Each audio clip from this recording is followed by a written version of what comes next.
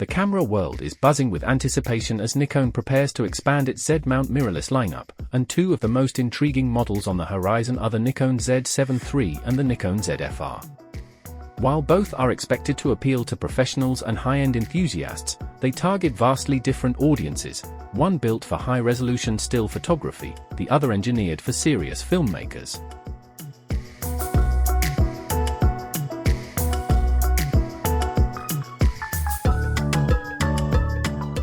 The Nikon Z7 III, the rumored successor to the Z7 II, carries forward the legacy of the Z7 series: exceptional image quality, high megapixel counts, and a focus on precision.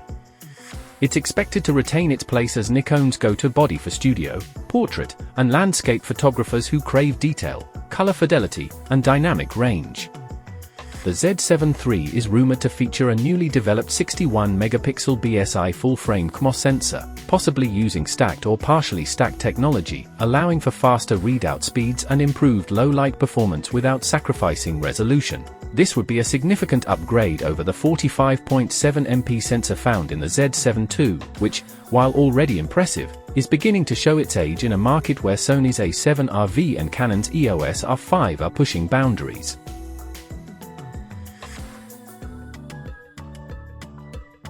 The Z7 III will likely include dual X-speed processors or a next-generation image processor for better burst shooting, faster autofocus acquisition, and more robust subject tracking powered by AI deep learning algorithms. The body is expected to receive subtle ergonomic refinements, possibly mirroring the Z8's robust grip and customizable button layout, while retaining a weather-sealed magnesium alloy frame for durability in tough shooting environments.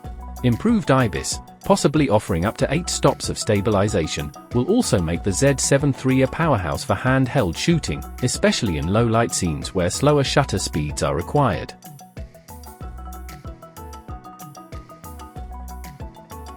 On the video front, the Z7 III is rumored to support 8K at 30 frames per second and 4K at 60 frames per second with 10-bit internal recording, although its video capabilities will likely still be seen as secondary to its photographic prowess, positioning it as a hybrid, but not a cinema-focused tool.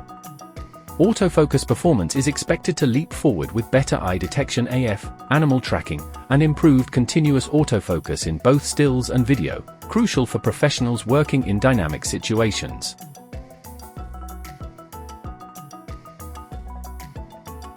By contrast, the Nikon ZFR, potentially standing for Z Film Recorder or Z Filmmaker Rig, is a brand new category of cinema-oriented mirrorless camera from Nikon, developed specifically to challenge the likes of the Sony FX3, Canon EOS R5C, and Panasonic S1H. Designed as Nikon's most ambitious entry into the professional video space, the ZFR is rumored to feature a full-frame sensor co-developed with Red Digital Cinema, who have been involved in developing advanced video color science and compression formats.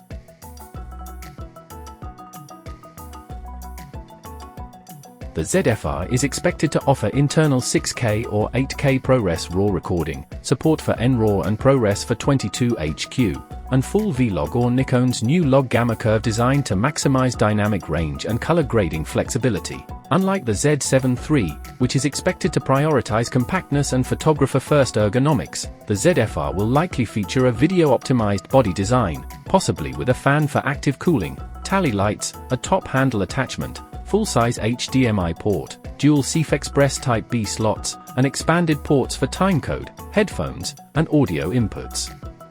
Its LCD screen is expected to be fully articulating and bright enough for daylight shooting, a feature highly demanded by filmmakers.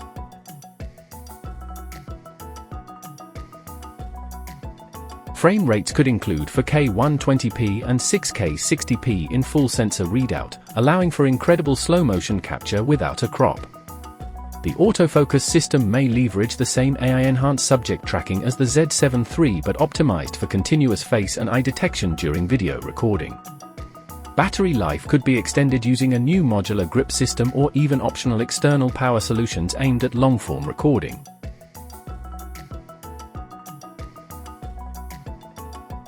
Where the Z7 III focuses on stills with video as a strong secondary feature, the Nikon ZFR flips that philosophy, placing cinema-quality video capabilities at its core while offering usable photography tools for behind-the-scenes captures or thumbnail generation. One of the most crucial differences between the Z7 III and ZFR lies in their respective target audiences. The Z7 III is a natural fit for photographers working in fine art, fashion, commercial studio work, and high-resolution editorial content. It's a successor for the discerning stills shooter who demands perfect tonality, massive print resolution, and refined control over images.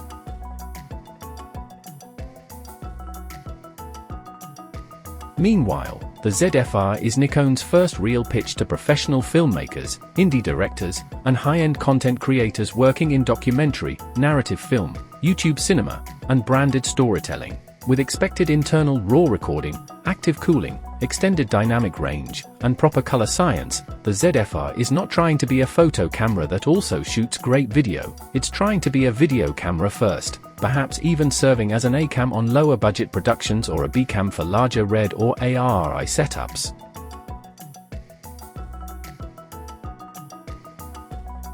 In terms of pricing, the Z7 III is expected to launch around $3,499, slightly higher than its predecessor but justifiable given the expected sensor and processing upgrades. On the other hand, the ZFR could launch between $4,000 and $5,000 depending on its internal recording specs, body accessories, and licensing for codecs like ProRes RAW or NRAW.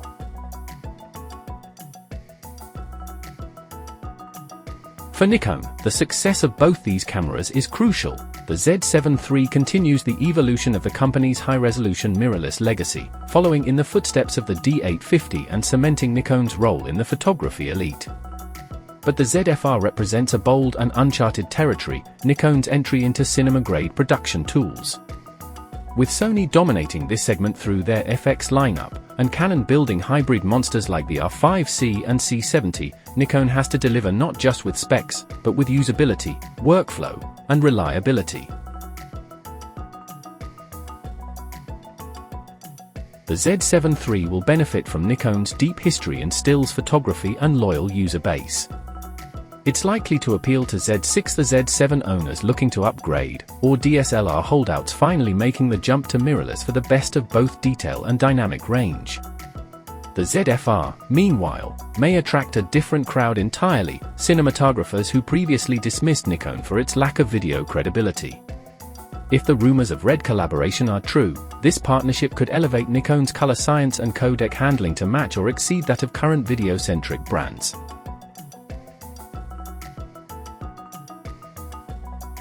The Z7 III and ZFR also signal Nikon's shift toward a more diversified strategy in their Z-mount system.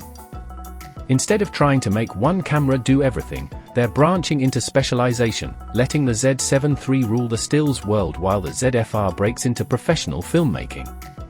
Both will likely share similar menu systems, autofocus advancements, and compatibility with Nikon's growing line of Z-mount lenses, which now includes both photographic primes and more video-centric zooms. However, expect the ZFR to support more cine accessories like external monitors, SSD recorders, and possibly even cage-ready designs out of the box.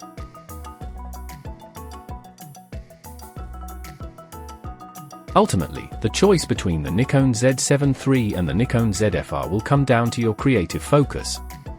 If you're a photographer who occasionally dabbles in video, the Z7 III will likely be more than enough, and possibly one of the best high-res mirrorless cameras of the year. But if video is your profession or passion, and you need cinematic performance in a compact mirrorless form, the Nikon ZFR could be the disruptive newcomer that changes everything. As Nikon prepares to officially announce these models, likely before the end of 2025. Both camps of creators have reason to be excited. Whether your art is still or moving, Nikon's upcoming Z7 III and ZFR look like they're ready to deliver professional-grade results tailored to your needs. One is refinement, the other reinvention, and together, they could mark the next great leap in Nikon's mirrorless evolution.